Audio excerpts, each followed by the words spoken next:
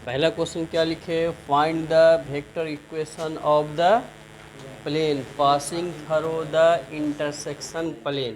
क्या कहता है कि प्लेन का समीकरण लिखना है, दो इंटरसेक्शन पॉइंट से वो पास करता है। एक ये प्लेन है और ये दो प्लेन का इंटरसेक्शन पॉइंट से पास करता है, दूसरा उसका पासिंग ऑफ पॉइंट है।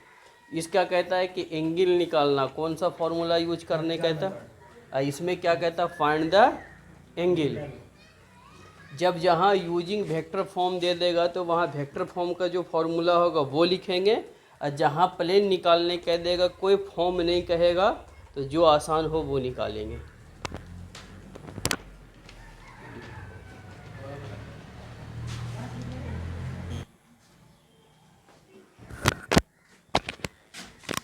गिवन पहला प्लेन ये दिया हुआ और दूसरा ये प्लेन दिया हुआ है। तो जैसे एक फॉर्मूला में लिखाए थे कि आर डॉट ए प्लस दो प्लेन है N1 बराबर डी, फिर आर डॉट N2 बराबर D2 D1, ऐसा है प्लेन का समीकरण वेक्टर फॉर्म में। तो ये आर डॉट क्या हो गया, N1 हो गया, इसी के लिए N1 का मान ये लिखे। फिर आर डॉट ये क्या हो गया, N2, ये किसको इंडिकेट करेगा, D1 को। ये किसको करेगा, सारा चीज़ हम लिख दिए।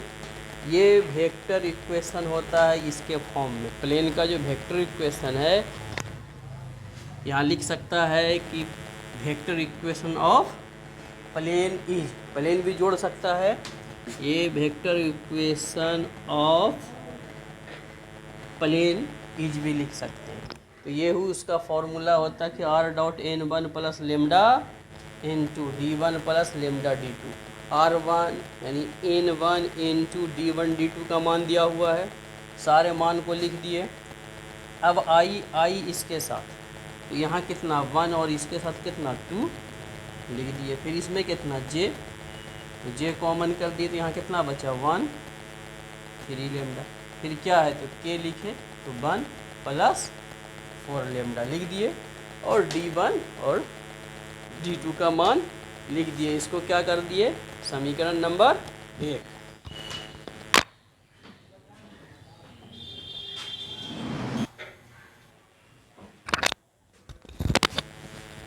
टेकिंग R बराबर XI बाई J और ZK, ये क्या है XI, क्योंकि ऐसे भी पहले से भी पता है कि R का मान क्या होता है, XI बाई J और ZK, तीनों एक्सिस ले लिए।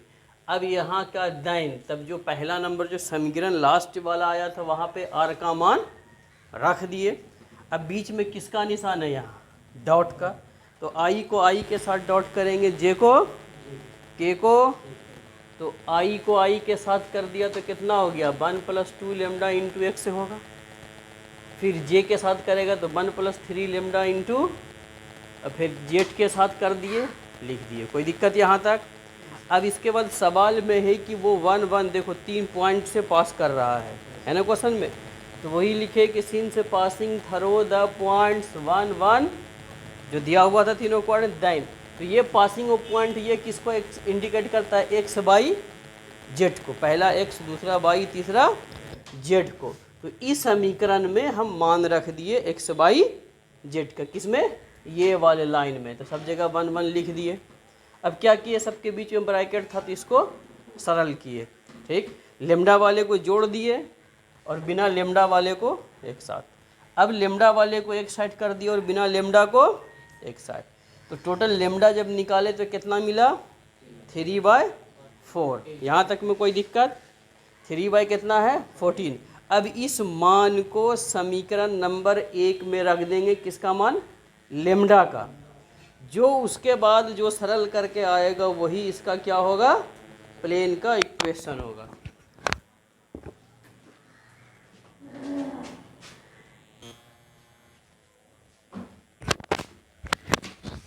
पुट लेमडा बराबर 3/4 in equation number first we get.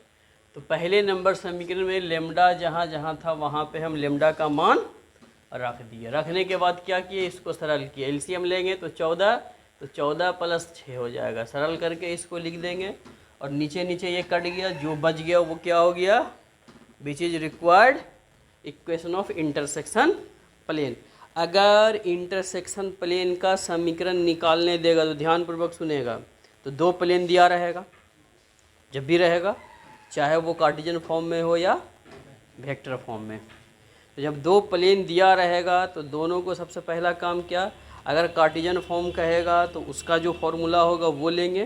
तो सबसे पहले उससे हमको n1 n2 निकालना है वेक्टर फॉर्म वाले का, और d1 d2 वो कहाँ से है, सवाल से ही मिल जाएगा। उसके बाद जो वेक्टर का इक्वेशन होता है नॉर्थ प्लेन का, r dot n1 plus lambda, वो दोनों निकाल लेंगे d1 d2। उसके बाद क्या करना है, सारा मान रख देंगे उसमें, है ना, n1 n2 और d1 d2 का पूरा फिर सरल कर लेंगे। तो टोटल जब सरल करेंगे तो वो लेमडा का ही फॉर्म बचेगा। उसको रख करके लास्ट में r का मान रखेंगे। r का मान क्या रखेगा, x i बाई j और z के मान रख के सरल करेंगे। सारा किसके फॉर्म में हो जाएगा, x के। तो जो पासिंग ऑफ पॉइंट दिया रहेगा, चाहे 1 1 हो या 2 3 4 हो, जो भी होगा क्वेश्चन में रहेगा, पासिंग ऑफ पॉइंट क्वेश्चन में दिया रहेगा, उसको लिख करके सरल करेंगे और लेमडा का मान निकालेंगे।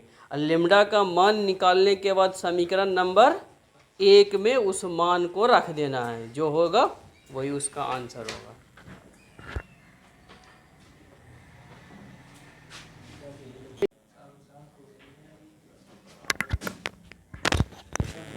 देखो क्या लिखे, गिवन ये प्लेन का समीकरण दिया हुआ है।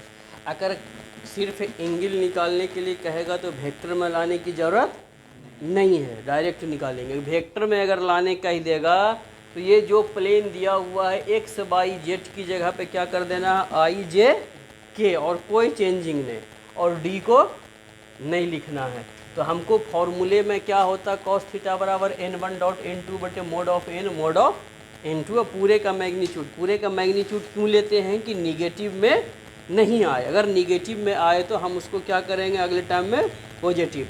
तो हम इसको n1 ये हो गया n2, तो मोड निकाल दिए और डॉट निकाल लिया। डॉट निकालने के बाद ये फॉर्मूला होता, फॉर्मूले में उसका मान रख देना, रख करके सरल करेंगे, जो आ जाएगा वही उसका एंगल होगा।